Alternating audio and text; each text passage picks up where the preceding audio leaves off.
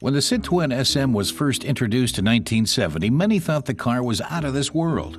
Its front was like nothing they'd ever seen, and its silhouette made aerodynamics a household word.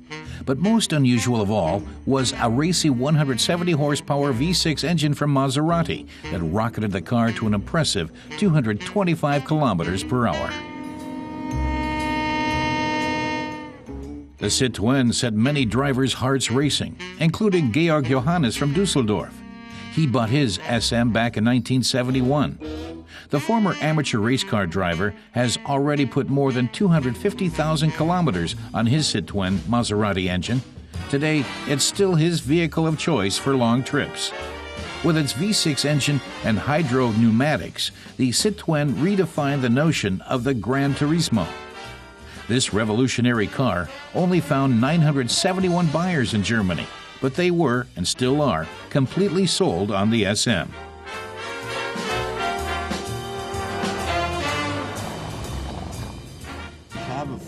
Georg Johannes says he'd previously driven all of Citroen's models, from the ID to the DS23. Then this car came along with its 6-cylinder engine. He says he took it for a test drive and bought it the very same day.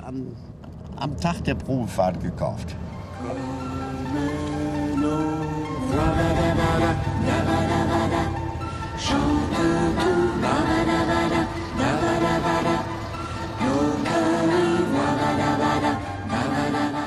The Citroen SM was a vehicle that polarized people. While some saw it as the car of the future, for others it was underpowered. Anyone hoping to acquire one today should be prepared to look hard and cough up a fair bit of cash.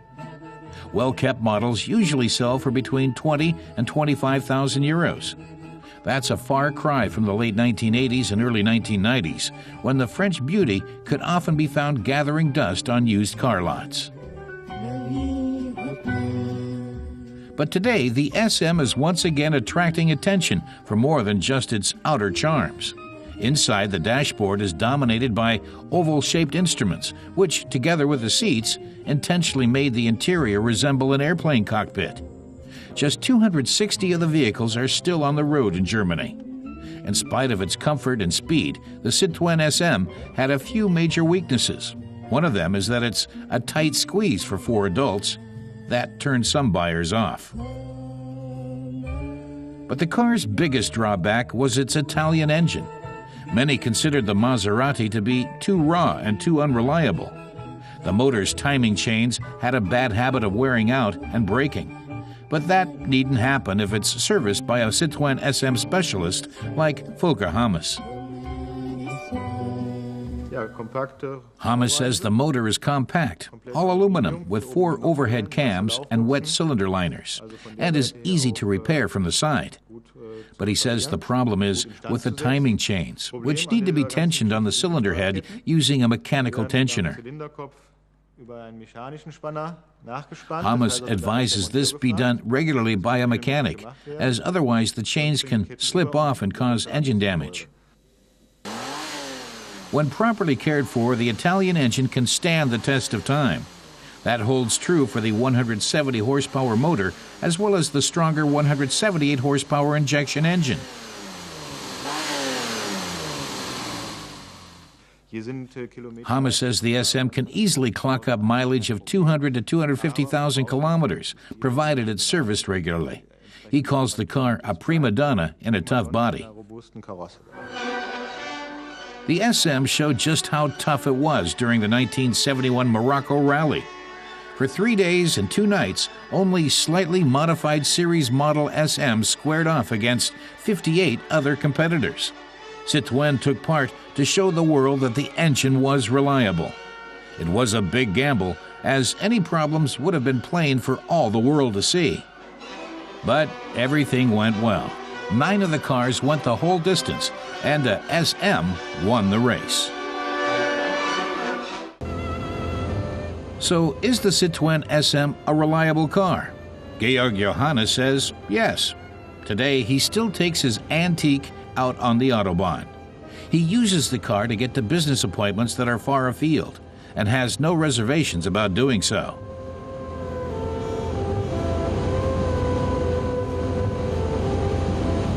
Wenn es richtig gewartet worden The owner says providing it's serviced properly and parts that are subject to wear are replaced, the car is still fully operational.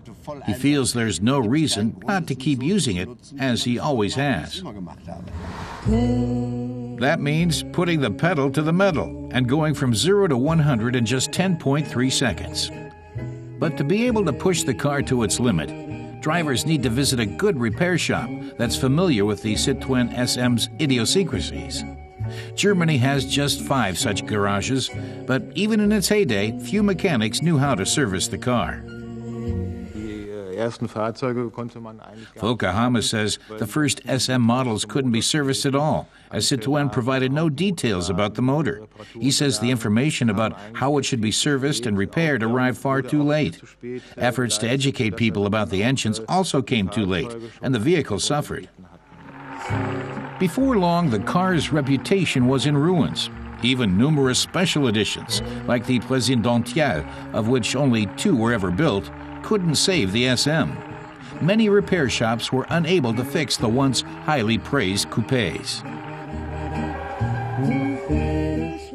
After just 6 years in production and less than 13,000 vehicles made, the SM's fate was sealed. But it wasn't just the difficulties in servicing the vehicle that put off potential buyers. The car's technical innovations weren't universally well received either. Many found its comfortable, self-centering power steering hard to adjust to. Germany's car inspection agency criticized the vehicle's glass front and its onboard computer, which was actually ahead of its time. That the SM cost more than other luxury cars proved to be its undoing.